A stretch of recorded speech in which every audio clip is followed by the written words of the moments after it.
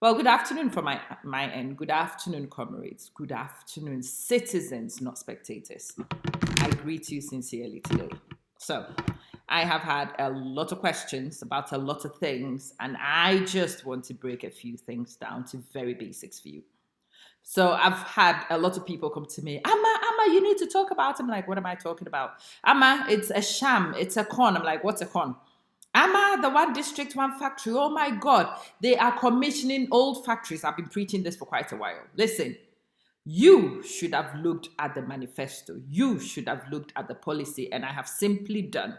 Codiogh.org is where I've been. You can see the website link right there. And what I have here is the MPP's manifesto. Never go to an elections without checking the manifesto, is what I'm saying to you in any future endeavor. This is the agenda for change. This is change and agenda for jobs, creating prosperity and equal opportunities for all. I am reading a policy document for the incumbent government. I am definitely not an advocate for them. I am not a communicator for them. I am a citizen, not spectator. And I want to take you to the policy documents. What has happened with a lot of us is that we go for romantic views of what we think people have said. We never listen to what people say. We never pay attention to details of policies. We never read the manifestos. In fact, if you're a citizen, not spectator, let me ask you a simple question. Did you read the manifesto? How many of the aspirants' manifestos did you actually read? Did you interrogate the manifestos? Or did you just listen to headline ideas and did you romanticize those ideas? Did you project your own meanings onto those things without checking what was actually intended? And I think that is what's happened with a lot of us. A lot of people have asked me about the one district, one factory, so that's where I'm going to focus. And one of them was like, there is an old factory being cited. Yes, yes. When you extend a factory, and depending on what the manifesto says, an extended factory is a greater output factory. It can also be counted as a new addition to something which existed. If you give something new capabilities, you can cite it as something new. If you extend what it could do before, unimaginable from what it was before, it can be considered new. So you have to read people's manifestos. Please read it carefully before you go making decisions on things, before you start making noise about things. I am just scrolling through. So he tells you a little bit about himself. That's not what I'm interested in. That's Nana's bit. And there's a chairman's remarks. Not interested in that either. I am looking at the contents. And for every citizen, I am suggesting that you do find the manifestos. Definitely find them. Read them with a fine comb. Make sure that you understand what is actually written, not what you perceive should be written, not your own romantic view of what you think those things mean. One district, one factory was intended, well, it was read by a lot of people to mean that there was going to be a brand new idea factory where you are. And I keep saying to people, some of you, there are still 58 out of the 200 and something odd factories. If every district is supposed to have one, 58 have been commissioned and operational. There are some of you who will get kinky factories. Some of you, your local bread maker will be given 2 more tables and it will be cited as a factory because there is an invitation to submit proposals and people from your community simply are not. In order to take boxes and to satisfy a manifesto, you are going to see a lot of interesting things. Anyway, they start talking about strong economics. That's not where I want to focus. It talks about a lot of things, welfare, not my interest. I am going straight for the economic policies and I want to go through and find the things about one district, one factory. But I wanted you to see the policy document itself. And actually, if you go through these things, you will find a lot of interesting things that people should be picking the government about. There's a lot of things here that are written in bold text that if I was in an opposition or I was an independent candidate and I was looking for something to discuss with the government, something specific, something they've written, something to hold them accountable to, there's plenty over here. But let's look at F.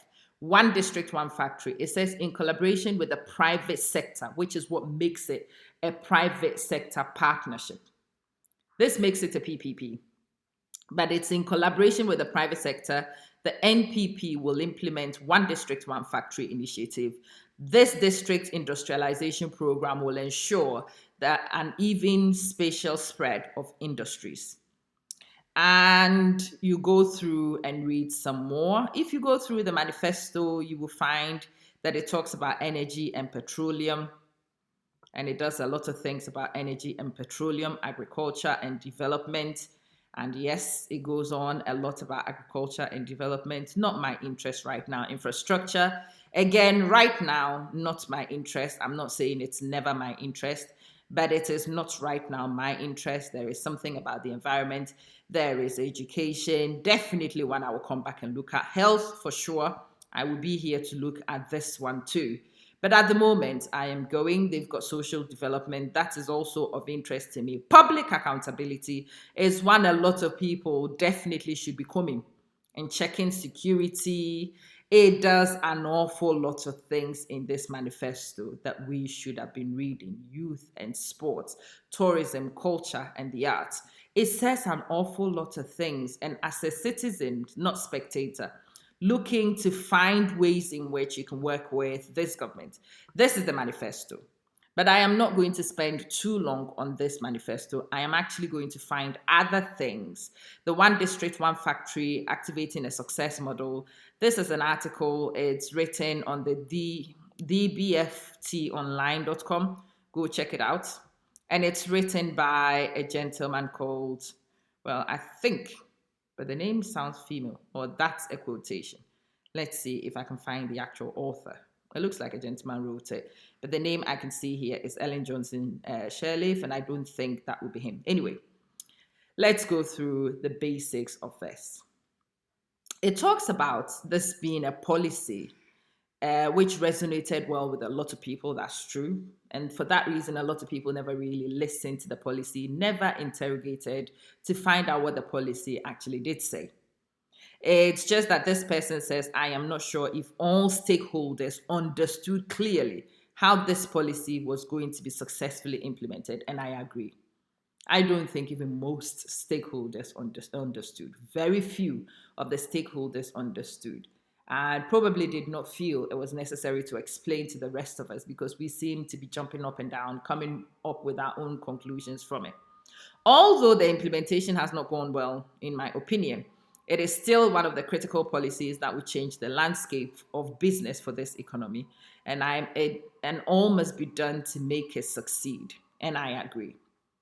In this article, I try to compare the policy with Dr. Nkrumah's policy of setting up factories across the length and breadth of this country to exploit natural resources. There's no doubt that the successful implementation of this policy will go a long way to reduce the high unemployment rate and give a boost to the economy. Now, this guy goes through, it talks about the policy. It says the One District, One Factory initiative, according to the President Nana Addo Dankwa Akufo-Addo, is a policy set to ignite Ghana's industrialization and set it on course for socio-economic development. It is aimed at establishing at least one factory or enterprise in each of the 216 districts in Ghana as a means of creating economic growth poles that will accelerate the development of these areas and create jobs for the youth. Now, that's a very vague statement. It says that it could be a factory or enterprise. That opens a wide scope for a lot of things to tick the box of One District, One Factory, and nowhere in the manifesto and nowhere in the policy documents that I've seen so far. If anybody has seen it otherwise elsewhere, please do send it to me. But in my searches right now, in all the documents I am privy to, I have not seen anywhere where it said it was going to be a brand new concept, that it was going to be a brand new factory. It was going to be something that the community had not seen before. There's a lot of communities who already have viable economic activities, and it makes sense for the factories to be tied into those ones. Sometimes it might be more sensible to extend a viable project already existing in a community, and we've seen that happen. And that's what the person who came to me today was actually moaning about. This is a factory which has been there 50 years. I'm like, it's a factory which has been there 50 years, but it wasn't outputting much. It has definitely seen infrastructure development. It has definitely seen expansion and extension. Is it outputting more than it did before the policy was applied? So maybe technically, if you look at the manifesto, when you read the statements carefully, it is difficult for you to say that you've been shortchanged because what was said in the policy is not what you assumed it said. This guy goes and talks about the challenges. He talks about workable proposals, which I like. I do hope that any government we have going forward in 2020 clearly comes in contact with this document and reads his suggestions. Let's read his conclusion. It says the 1D, 1F policy will transcend generations. It should. And there's everything to give to make it work. If government will not take the first step of getting into a public-private partnership, which is what a PPP is, in the real sense of it, the private sector can engage government and push this hybrid agenda. So what he's saying is that the government has brought something new. They have implemented it to a point, and we've seen where they've fallen short, we've seen where they've succeeded. And the success or otherwise of this policy in your district rests with you, not with the government. It is up to individuals and private partnerships in these communities to actually put forward proposals. As you can see from the discussions, existing companies can also put forward proposals. But in this proposal, you need to give something new, something which is a huge change, something which is a variance from what you currently do, something which extends you beyond recognition and would facilitate the consideration of this under the new initiative. You've got to bring something new to the table, not just ask money to extend what you currently have, but you have to do better in terms of employment, in terms of wealth creation and generation at source. It is up to you to look at your local area, to find commercially viable ventures, to find projects worth investing into, and to submit a proposal. So far, since I have thrown this challenge out, I have not seen a single person say that they have taken a viable project for consideration and have had it thrown out for any other reason apart from viability. This video is definitely calling you if that's the case. I would love to know, for sure. Anyway, the unemployment situation sits on the headache list of every government, and hence job creation should not be delegated entirely to the private sector. There should be an active intervention from government to actualize this target. One shining example is the national buffer stock policy of empowering local producers by purchasing a large chunk of whatever they produce. If nothing else, the hybrid system would open doors in the local market for some of the products from the one district, one factory. So this is one guy's assessment of it. I like it. I am very glad I came across this. But one district, one factory itself has a website for people to go to. If you go to Google and you type in 1D, 1F, and thankfully this is a name which is unique to our policy, so it's very easy to search for it and to find information. 1d1f.gov.gh, that's the official website, 1d1f.gov.gh. Please do go to 1d1f.gov.gh. You would see a lot of the propaganda statements, a lot of the about us, whatnot. That's not what I'm looking to show you. One of the things when my internet finally loads, which is being very slow for some reason, it gives you an idea of what the policy is. It tells you about target groups. So if there is not a viable project in your district right now, even at the end of February 2020, don't worry about it. Look at these areas. Make sure you've targeted, you fit the target group. And once you've targeted it and you've refined it to a T, put forward an application. You just might surprise yourself. We're getting to the point where these guys want to take boxes. They do need 216 projects. They only have 58, which are operational. They have a huge gap between what they want and where they need to be by the time the campaign kicks into gear. And anybody who is able to submit sensible projects is likely in the year 2020, more likely to be successful than those who applied in 2018, 2019. Okay, the target areas are 8. Input, raw material producer groups, agro-processing and business, textiles and clothing. Listen carefully. Number 4 is an area which is very interesting to me. I've got to say ICT, information communication technology. Absolutely right up my alley. And it's one I am eyeing at the moment with one left eye, trying to see what can be done. Anyway, pharmaceutical and cosmetics in Ghana, with the sheer industry we have, it's a minefield, really. With all the things we have on the pharmaceutical and cosmetics, you can do so much. It doesn't have to be a big factory, by the way. It doesn't have to be a huge factory. Waste management, another area of absolute interest to me because it's a problem area of ours. Distribution and trading. Now, that's a vague one. That's a very general one. Distribution and trading. A lot of things could fall under distribution and trading. So many people assume the industries were fitting one or two criteria. It is 8 distinct areas. Some of them very wide and very vague. You can fit absolutely anything there. I don't see why in 2020 there should still be a district who have not seen proposals. That's ridiculous. Absolutely ridiculous. Number 8, again, another area of interest for me, tourism, arts, and crafts. Right up my alley again. So just looking at these things, for me, I can see 3 areas that I could actually find something to put forward. Now that I've seen these areas, I need to look at which ones are more commercially viable, which ones are more unique to go forward to, which one relates to the area of interest. For example, if I want to do waste management, but I want to go and do it by a lake, which sees very little interest, doesn't make sense. But waste management in a place where there's a lot of waste will make sense. In the urban areas, in the urban district, waste management is great. Or processing of waste collected from these areas, even if you do it in another district. It requires that as citizens, we become more creative in looking at what people have on offer and making it work for us, regardless of your colors, your party colors. You are still a citizen. You are entitled to development in your district, and you don't wait for other people to distribute the national cake at your expense. That's ridiculous. Anyway, there are 7 items on the process. The first thing would be to apply, and you get a confirmation of receipt of application via phone or email. There is an initial screening and due diligence. On-site due diligence, you have your credit assessments, compilation of reports, you have assessment committees, contracting and disbursement. And I suggest that there are technically skilled people at the moment supporting many people going through the processes. All you do need is to ask a few simple questions and you will find technocrats who will help you go through this process.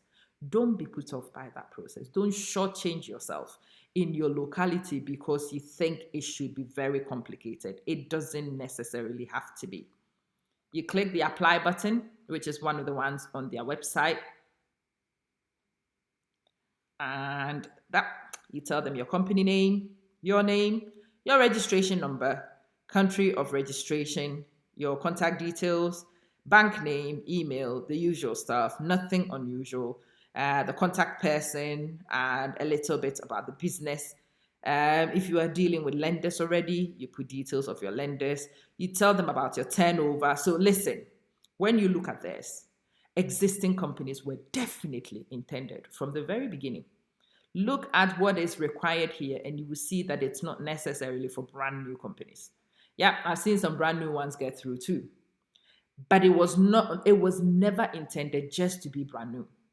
It was inviting other people existing also to see improvements. Your proposed factory site, the district of the region, projected number of employees. Remember, this is an employment stimulation, economic stimulation event. So the more people you would be working with, the better. Some people might be direct, some people might be indirect, and you list the things that you might be producing. Other industries, allied industries that might work with you, raw materials. So you have to select the better projects are the ones which are using raw materials from the community. Is your raw material available in working area? All those things are things we use to assess commercial viability.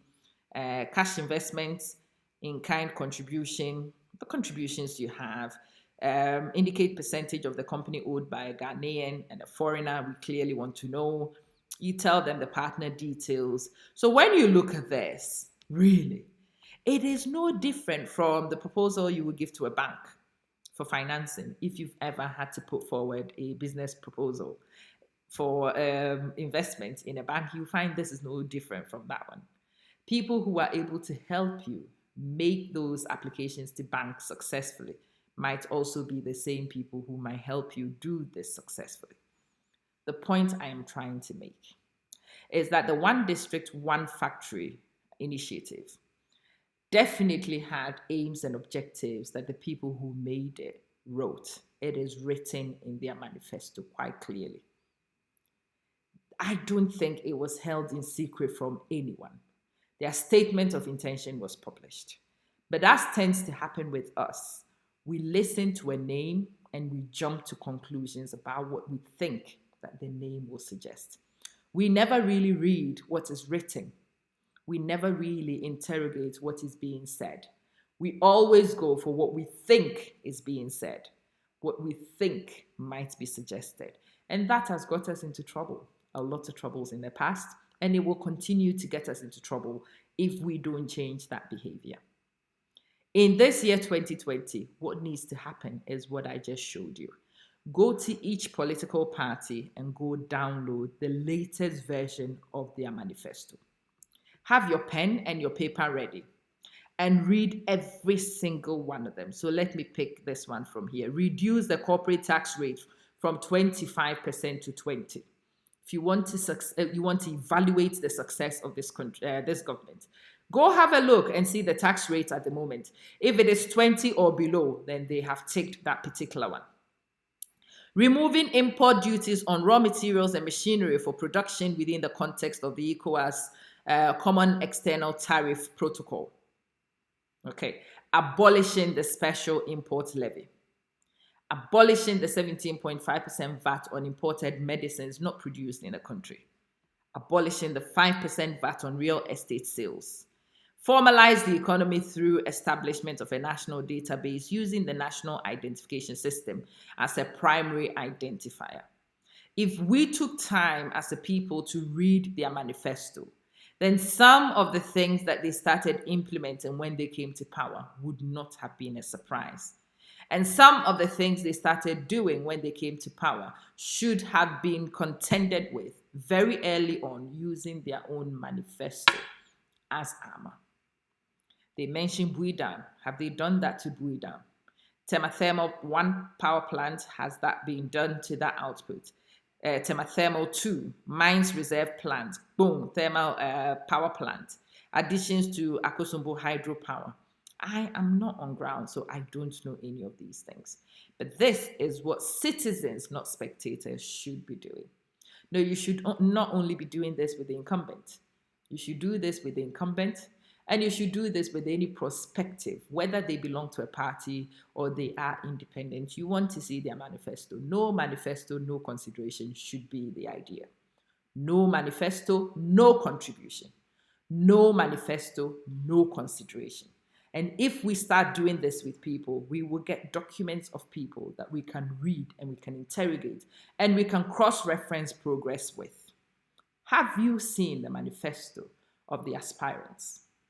If you haven't seen them, there is no need to even start evaluating.